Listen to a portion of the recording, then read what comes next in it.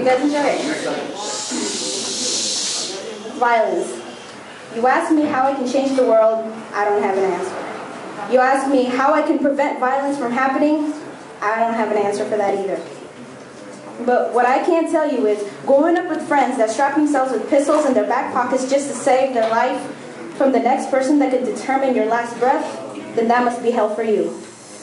That AK-47 that you only see in your nightmares, well, that exists too.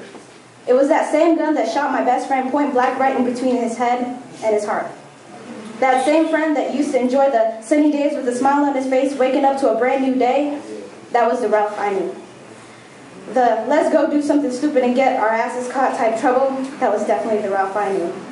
But living the streets with nothing to eat, with the sacrifice he had to make, but the reality struck in his mind that he had to find a way to survive in this world for one more day. If I was there more often, if I could prevent all this from happening, was something I told myself every day.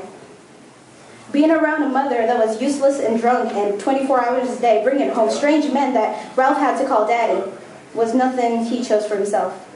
Having to carry the burden of being the only child in the family and being the only man his own mother had to rely on. Ralph knew he had to take precautions. On that day, Ralph was a changed man. Having to ask himself every day, don't do anything you'll regret, never really struck on his mind. On January 7, 2006 felt like the 9/11 to me. As a masked gunman still remains unrevealed until this day, I still feel the same wound that hits me every year on that same day. It's been 5 years since my life changed.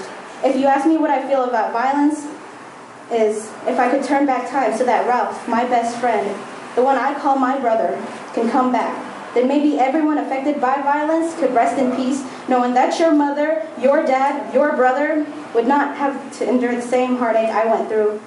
Then I believe the world would be a better place without violence.